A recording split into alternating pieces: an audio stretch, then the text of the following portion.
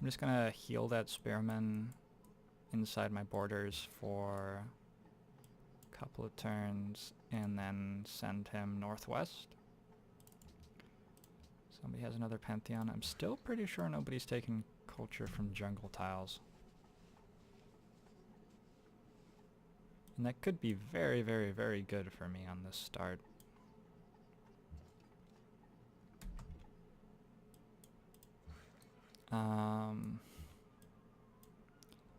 This barbarian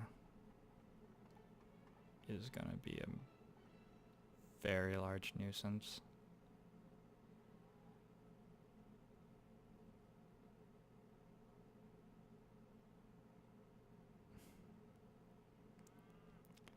There's like no way to lose him. And my scout can't beat him either. This is actually really awkward. I can risk doing this. If I do this, I'll be able to move here next turn and then be gone. But my scout could die. If my scout does die, I lose my worker. And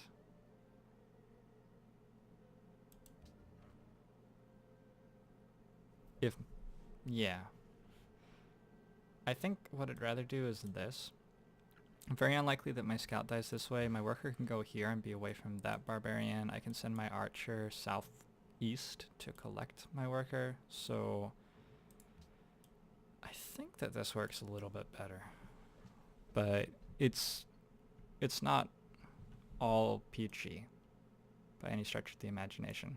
You're sort of operating on bare bones military-wise if you go for a start like this and trying to cover a lot of land while doing so. So you have to make some risky judgment calls every now and then. So my fortified scout does much better against the barbarian than it would if it was not fortified. It also healed significantly between turns. Unfortunately, like I was saying, there's no way to get him up here. So I'm going to send him over here. He's also not going to beat the warrior if I just stand there, so that's not an option. I'm going to send an archer southeast. Mombasa, sorry. Just targeted this encampment. I don't know why that encampment is nowhere near threatening Mombasa, but it's sort of irrelevant because they hate me. Angry -54, not very good. And Beijing has grown to 5, so this city is not going to grow to 6 anytime soon. So any food that I generate right now is basically I'm not seeing returns on it until turn 65 or something. So it just doesn't make a whole lot of sense to be generating food right now. So I'm just gonna start building settlers. The food that I got up to that point was very valuable because it gets me all of my good tiles. That's the other thing. Even if I grow again, there isn't a great tile anymore for me to be working.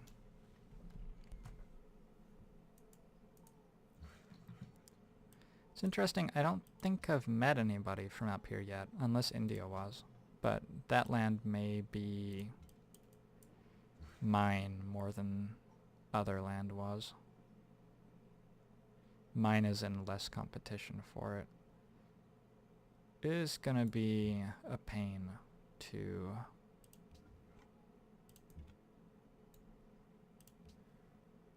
get my worker back home.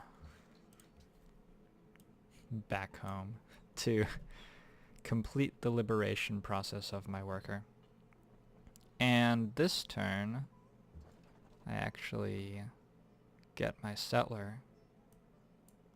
And I don't know where I'm sending him yet. Nor do I actually have anyone to escort him. But hey, this is how we do it. I think there's no reason for a barbarian to be in here that I know of. If there is a barbarian in there, it's actually not even the end of the world, because I'm going to be able to get the settler back by like building an archer. It'll delay my city quite a lot, but Liberty is more about getting 6 cities by turn 60 than it is about getting a second city by turn 40. That second city doesn't really do like super amazing things for you straight away. That's also why I can like justify building here, which is just a terrible, terrible location at first. Or here, probably, actually. That location is actually so bad that I don't think I will do that. I think maybe I'll just grab this spot, which might be even worse. It does get a luxury resource. It does work bananas, which are good with the granary. And it turns into a very strong science city eventually.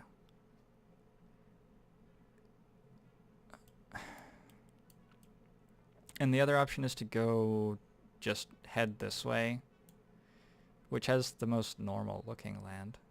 As far as, you know, these tiles actually have production on them, which is nice. These ones, you may notice, do not. Neither do those ones. And I have a spearman up there too. I think that's reasonable. I think I'll just assume that something will be settleable up there. Like at worst, I settle a city here, and that city's pretty damn good, right?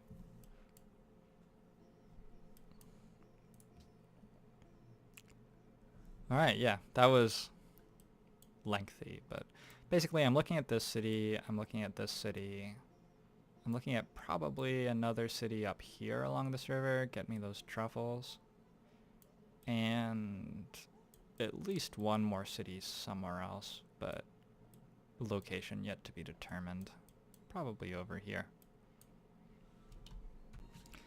So I got masonry between turns. The reason for researching masonry was just that I want to hook up my marble. Typically, especially on a deity game, oh, that's like a little bit interesting. Is that, I think that's still outside the city-state boundaries, but I can't, yeah, it is. So like a city here gets Fuji. I have enough gold to buy the tile if it's slightly outside of range. Anyway, that's quite interesting because I need 40 faith right now for a pantheon, and that 40 faith is going to make me a lot of culture.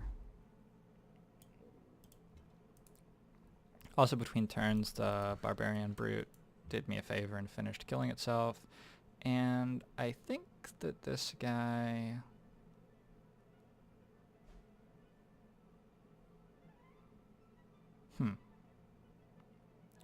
I definitely don't need to heal instantly.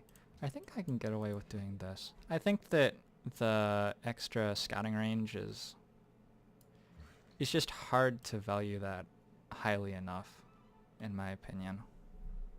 It's almost like having an extra scout, just in terms of revealing map more quickly, and also later in the game using it to remove fog of war. So I need to reveal these tiles, but it's also valuable for me to remove fog of war from these tiles.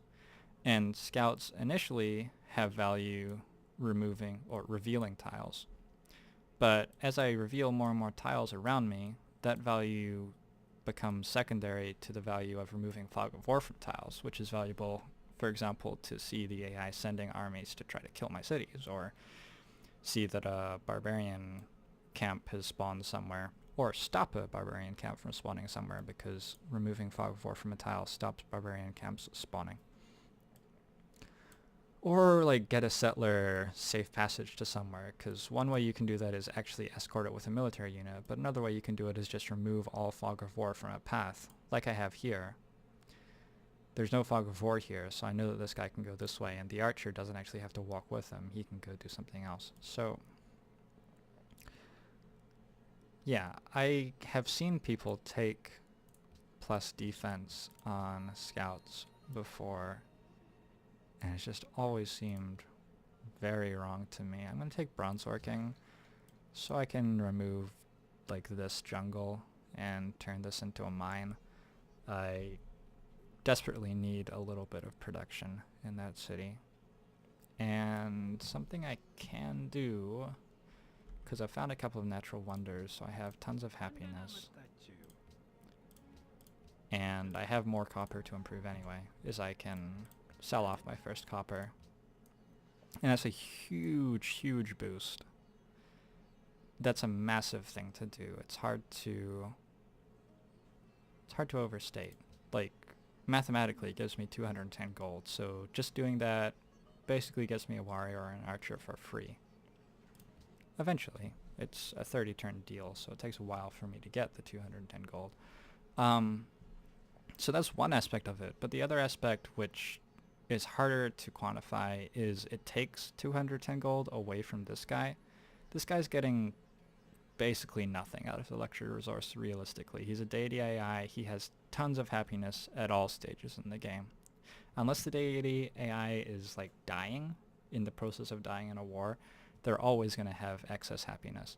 You can, however, stop them from having infinite gold by selling them just a ton of stuff that they don't need. And selling them strategic resources is also very good, because not only does it stop them from having the gold that they're paying for the resources, but they also build military units out of it, which stops them building infrastructure.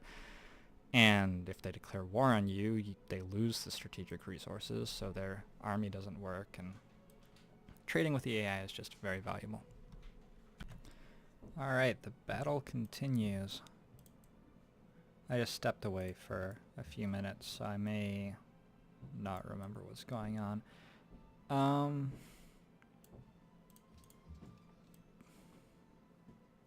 That was sort of a risky move, but not really. I don't know. This part of the game is actually quite interesting to me, trying to work out how to maximize movement while also keeping safety reasonably high. I can settle here, like I'm allowed to, that's what I'm saying. And I should be able to get Mount Fuji before Kabul does. I could also take like the +4 faith from Natural Wonders Pantheon if I wanted, because I have 2. Assuming I manage to settle both.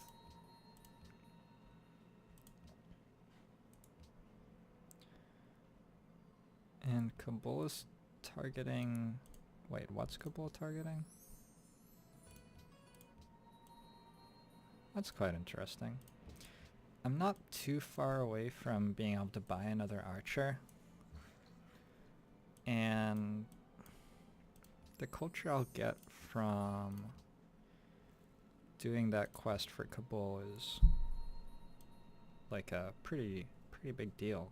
So I'm going to do that. I'm going to take accuracy here since I'm about to shoot at a camp which is an open terrain.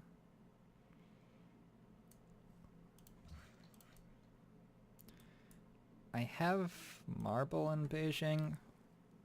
It's not going to be a very high production city though, so it's unlikely that I'll be building any super contestable wonders.